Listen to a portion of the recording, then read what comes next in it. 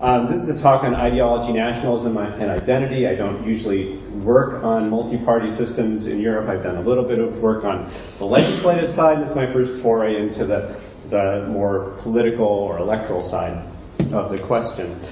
When I was 5 years ago, I was in Boise, Idaho. And Boise, Idaho every 5 years has a festival called Hayaldi. And Hayaldi is the big party, basically. And so Hayaldi is this enormous Basque party where people from all over the world, from Argentina come, from the Basque provinces come, and all over the western United States. It's all these Basques getting together, traditional games, traditional dances, traditional music. The traditional games are very agrarian. They consist of large men lifting granite balls repeatedly. Younger, more muscular men with wearing tennis shoes, hopping on logs with very sharp axes and racing through 5 logs to see who can cut through these logs without chopping their feet. And it's a fantastic time. And of course, at the end of the evening, every evening, we all retire to the bar and try to stay up as late as we can. And in Boise, Idaho, the bars usually close at 11, so 1 o'clock in the morning is quite unusual. And the bars were completely packed with Spaniards. There were no Americans left except for a couple of us. And at the bars were all the people from the different factions in the Basque regional government. And Pachi Lopez was there. But it was fascinating. No one would talk to Pachi Lopez. Pachi Lopez was the socialist president of the Basque Regional Authority. And all of the Americans were horrified because Pachi Lopez is a socialist, and that was the worst thing you could be in the United States. And all the Basques were horrified because Pachi Lopez does not speak the language. And therein is our lesson. You can figure out the lesson of the story as we go. The Basque parliamentary elections are fascinating for a number of reasons. One of them is that what you can see graphically from the table is there are a few parties, the PNV, the PSE, and the PP, who are routinely receiving seats in the Basque government. And if you look closely at Table 1 in the paper, they're receiving approximately the same share of seats every year. So it's very stable among the 3 biggest parties, going back to Nick's portrayal. And then you see over here, there are a bunch of parties that are just coming in and out of the political system.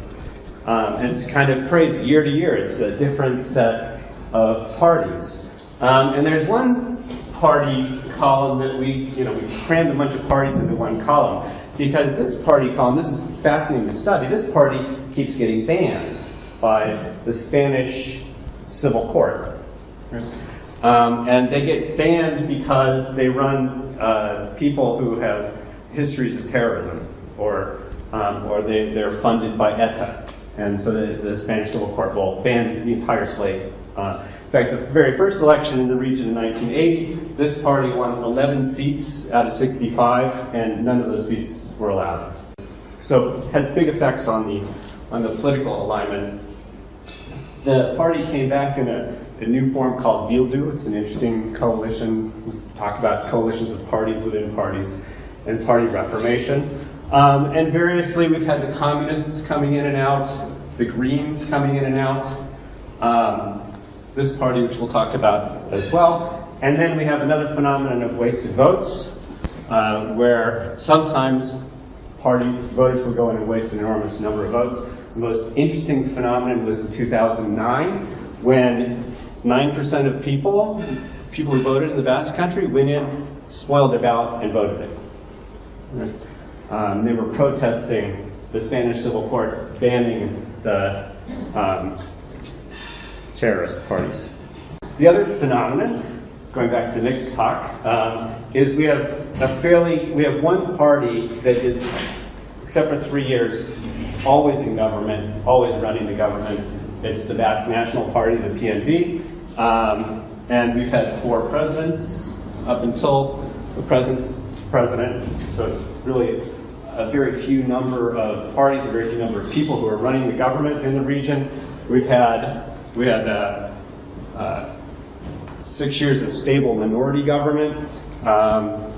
We're back in minority government. We've had coalitions throughout, and it's always the PNV that gets returned, except for this one event in 2009 when the PSOE formed a coalition with the PP. So anybody who knows anything about Spanish politics, the PSOE is the socialists, the PP is the far right, which kind of was reformed from allies of Franco and Catholic Church supporters. So these are two parties that never coalesced in Spanish federal elections in the general court, but here they are coalescing in the regional politics. So the regional politics are producing very strange political alliances. And this is where, these are just some basic facts for which this talk starts. So I have a couple of questions I'm interested in understanding. The main one is, why are regional nationalist parties successful? What is the political underpinning of them?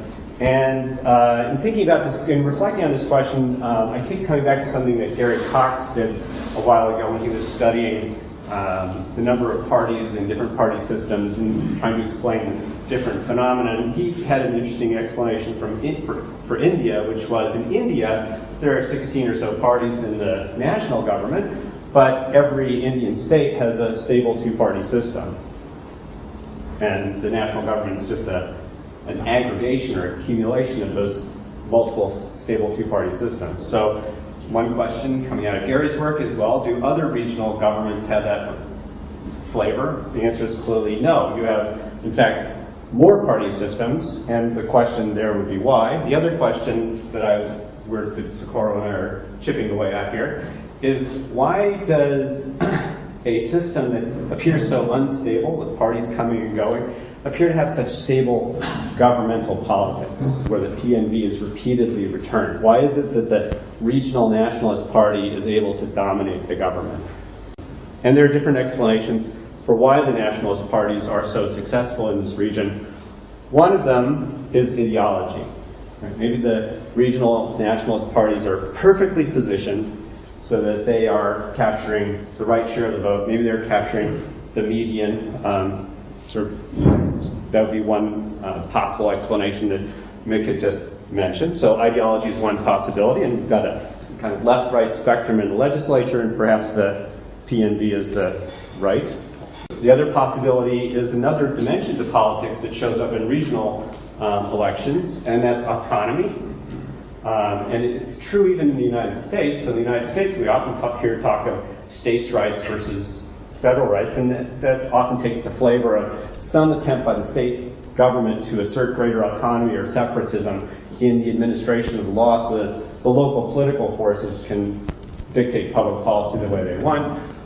In the Spanish Constitution, the regional governments are provisionally given autonomy. The Spanish Constitution set up autonomous communities. The Basque community is one of them. The Catalonia is another autonomous community.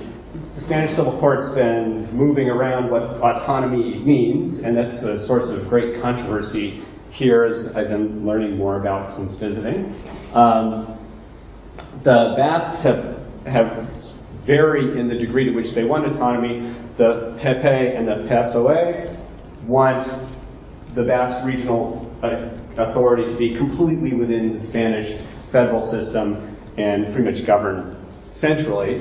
The PNV, which is the party that's mainly been running the Basque region, wants a great deal of autonomy, possibly independence. And then the party that continually gets banned, whatever form it is, like it's HB or EH or now Bildu, wants complete independence. Okay. So there's a continuum of policies one can pursue that would be considered autonomy. And then finally, identity. So maybe people just vote for these nationalist parties because they're the Basque speakers, right? It's the Pachi Lopez story. That they represent the culture, the language, and all the other markers that go along with that culture. So this is an attempt to model and think systematically about voting behavior in the region, try to figure out what's driving voting behavior, so what electoral behavior undergirds the political alignments that we see. And we really started by listening, or at least I started, I think Socorro as well, started by just hearing what other people say. I have a number of friends who are involved in Basque political parties in the Spanish side, And they give us various accounts about which, and they can figure out for me what parties are collected to the right and who's who and so forth. And listening to what they say, there's a simple representation, at least the way people talk and think about politics in the region, in terms of two dimensions. So we have a two-dimensional spatial politics. There's traditional left-right ideology that we might see in Spanish national government, France, or any other European system. But then there's this nationalism question, which is how much autonomy. Now, this is not a great beginning for any kind of attempt to come up with an equilibrium policy or equilibrium government, because when you have multiple dimensions, you tend not to have very good predictive power from modeling. Second possibility is there's just valence, which is government performance. Maybe what's going on is that PNV is so good at running the government and producing economic growth that people just keep rewarding it and keeping it in power. And in fact, the Basque region is perhaps the most economically successful of all the regions in Spain. Currently, its unemployment rate is 10%, which is like unheard of in the country. And then finally, identity, cultural identification. Which of these parties is the Basque Party? Am I going to vote for the Basque Party simply because they happen to speak the language, or they happen to take the side during the ETA uprising that I liked, or they happen to take this, their grandparents happen to take the side in the Spanish Civil War? Or perhaps I really don't like the PP because I associate that with Franco. End of story. I will never vote for the PP for that reason. And it's just these old hatreds that are driving politics. The model, just to go through it graphically as opposed to algebraically, consists of two dimensions, ideology and nationalism, and will allow for there to be differential degrees of salience. In fact, one of the questions we want to ask and ultimately get to is whether or not what's driving this is common folk wisdom that I hear from my colleagues in the Basque country, that nationalism is in fact a more salient issue than ideology. And the reason that politics look the way they do in the region is because nationalism is more salient. Now, more salient in this context, in the spatial context, means that the elliptical contours are actually tighter in the nationalist direction than in the... It's also possible that ideology and nationalism are correlated. I fooled around with the data. It doesn't look like there's much of that, and there's particular reasons for that. Politically, like, the nationalists, the Basques are extremely Catholic. They're very Catholic. They're perhaps the most Catholic part of, then the Poles are the most Catholic part of Spain. So that kind of makes them, a bunch of them more to the right over here on ideology, but they were also quite radicalized during the Spanish Civil War because the communists from Russia are the ones who supplied the guns because the Americans and the Brits stayed out. And so they run the ideological spectrum in nationalism. So if you take a level of nationalism, you get quite a range of different views.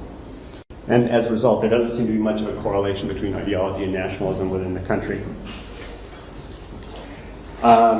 So we're going to imagine, you can ignore this slide, you can imagine you have two parties, Party J and Party K, and there are a set of voters who are just indifferent between the two parties. If I had a correlated issues, that indifference line might be tilted one way or the other depending on the nature of the correlation. So any voter here, if I'm just taking quadratic utilities, spherical utilities in this case, any voter here is going to be indifferent between Party J and Party K. Any voter over here will be indifferent between J and K. Anybody up here will vote for K. Anybody down here will vote for J.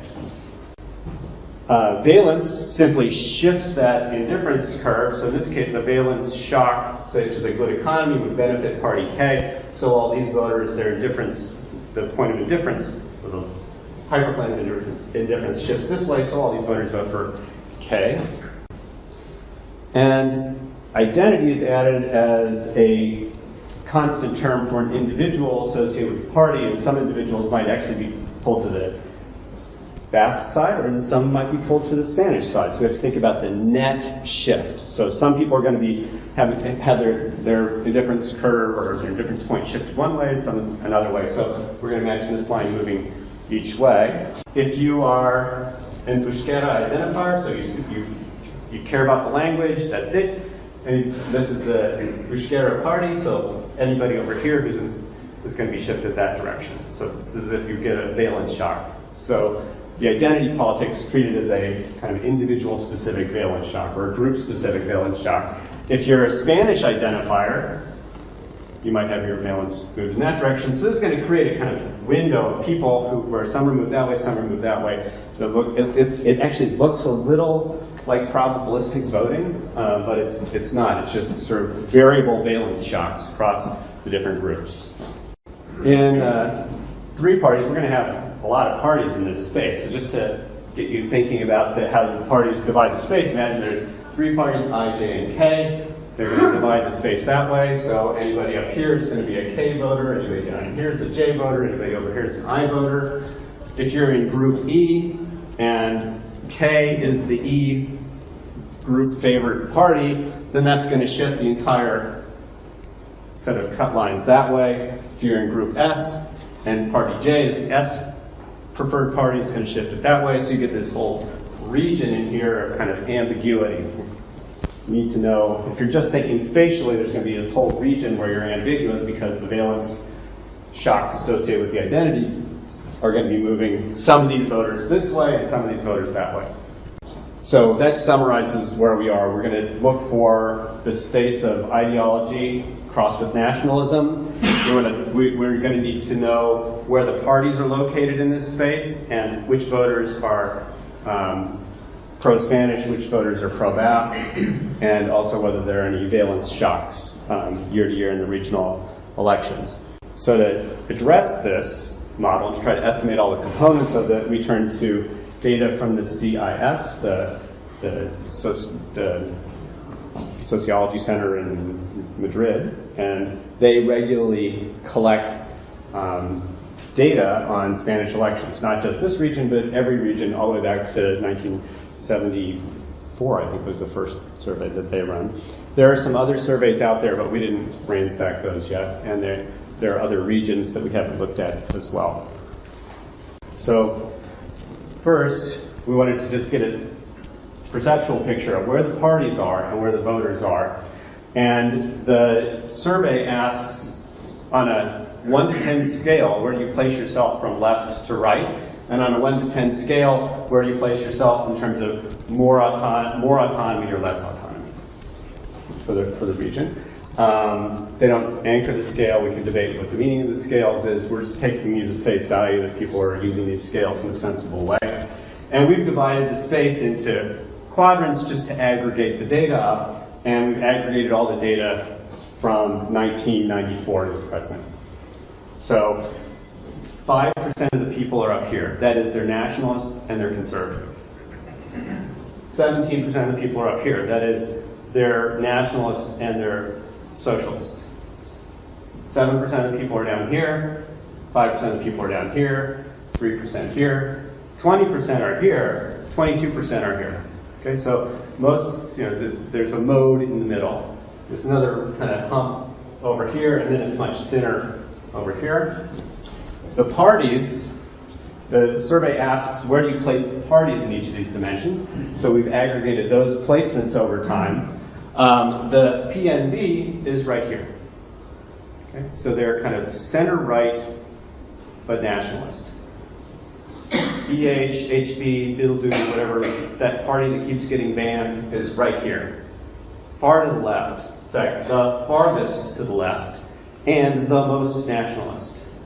The PP is down here. This is the the federal, that is the Spanish level conservative party.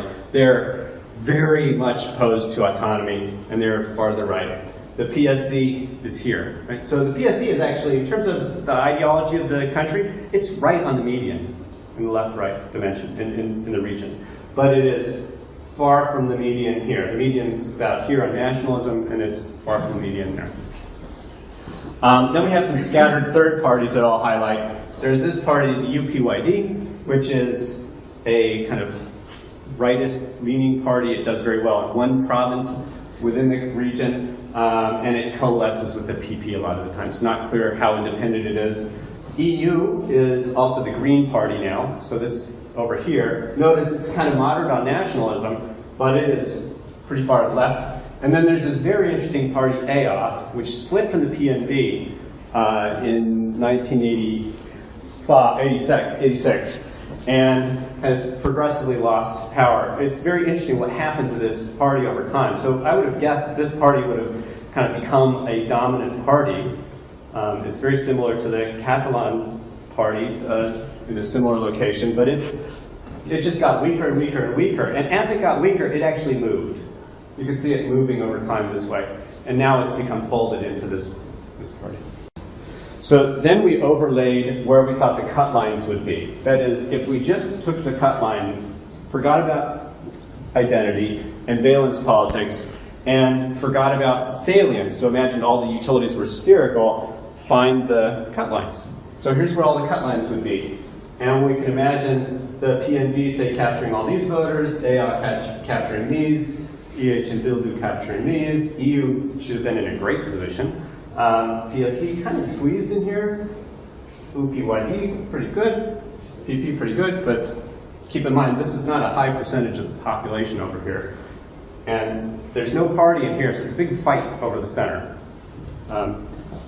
And then we just imagine overlaying this and asking the question, does the spatial representation make any sense? So is the PNV winning most of the votes here and very little anywhere else? In fact, is it winning 0 down here? Is PP winning most of these votes and getting nothing over here? That's what you'd expect if there wasn't any craziness going on. And fortunately, it's good news, everybody. The Basques are not as crazy as you think. So the PNV gets 90% of these voters, and they get 86% of these voters. So the PNV really is able to prey on the AA voters. And they basically drive AA out of business. And it's an interesting question how, I'm not sure quite how it is. They do pretty well over here. This 31% is a little bit misleading because they're capturing votes when that party gets banned. So, and they get only 5% of votes down here. So they're not doing very well over here. They get half the votes in the center, so they seem to be overperforming in here. They get some votes down here and over here. If I take another party, the PSC gets 55% of the votes down here, gets a quarter of the votes in here, so it doesn't look so bad. They do extremely well here. I think this is really good evidence of strategic voting because there's no sense in which EU would ever be a player, and it isn't when you look at the minimum integer voting weights and so forth. Sometimes it's a dummy in the coalition formation games and so forth. PP, this is good. They're getting 67% of the votes down here, about 20% in here, about half the votes in here. They don't get any votes over here. We like that. That's a good prediction. Right? They shouldn't get any votes over there. They're not well liked. EH, Bildu is underperforming, but that's probably because they're banned for part of those elections. If you throw out the elections in which they're banned, they get 2/3 of the vote up there, and they're competing against PNV and a little bit EU. So what I'd like to do is somehow make an assessment of the importance of the issues, the relevance of identity, because one of the things that could be going on in that central region is identity politics, right? Those are the people who should be getting pushed one way or the other. And also whether it's valence. People just like the job and the competence of the PNV over the other parties. Because the PNV does seem to be overperforming in places where we didn't expect it to. So the idea is you start with this simple random utility model. Those are quadratic utilities. You can do some math, it's done in the paper very quickly, and find that you can represent the probability that you vote for party J over party A. We're going to leave the PNV as party A throughout. Any other party over the PNV as just a linear function of the voter's preference on issue X, say that's left-right, and the voter's preference on nationalism, issue Y. And it's linear. That's the nice thing about quadratics. I think that's what the functional form is giving us. It's a nice representation where there's going to be a valence term, a term that's going to be the identity associated with that party. So we're going to use the Spanish-speaking versus Basque-speaking to capture that. There are other variables we could use. Then there's going to be a beta for each party J that's being compared against A, and each party C, each party for issue Y, C. So if you just start with the quadratic utility function and then multiply through the squares, collect some terms, and what you'll find is that the coefficients, the x term and the y term can be separated. That is, the individual's ideological point on x and on y can be separated, and there's a constant term in front, which is the true salience of that issue in the underlying utility model, times the difference between the two parties. Right? And let me come back to that in a clearer slide, which is that the beta j's and the cj's, the bj's and the cj's equal the true salience of the issue in the voter's mind. That's what I want to know. How salient is this issue? B and C times 2 times the difference between the parties on that issue. So if the parties are far apart and I run a regression, I'm going to get a huge salience term, even if the true salience is small. If the parties are close together, I'm going to get a tiny salience term just because the parties were close. And so long as the parties aren't completely converged, then I get 0. I can say something about B and C, so long as I have the estimates of where the parties are on those spaces. So since we wrote this paper, we've been sent about 5 or 6 other papers that have run similar regressions and regional analyses.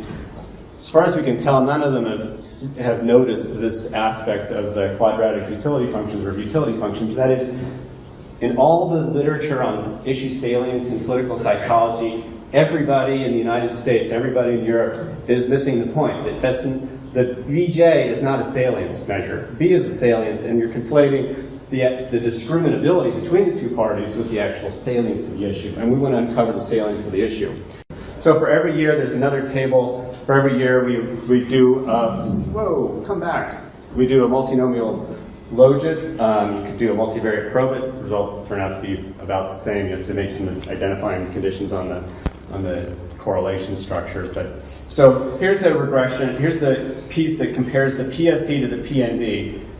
Here's the coefficient on nationalism. Here's the coefficient on left-right. Here's the coefficient on the economy. Here's the coefficient on being a Basque speaker. Being a Basque speaker, huge coefficient, about 1. Economy, about 0. These are just coefficients. So these are the underlying parameters I'm trying to extract. They're not in terms of probabilities or anything yet. These are the underlying parameters from the probit or the logit for PSE versus PNV. So I could not interpret this. Here's one reason I cannot interpret this coefficient on nationalism as a salience, because it's negative. What does negative salience mean? Right? That would be a disallowed coefficient in a quadratic utility. Right? What? Makes no sense. And yet, I've read papers just this week. People have sent me papers with negative valence, negative salience terms. Like, I don't know what these coefficients mean yet. So the economic performance never shows up or rarely shows up as significant. Like, they're not voting on the economy.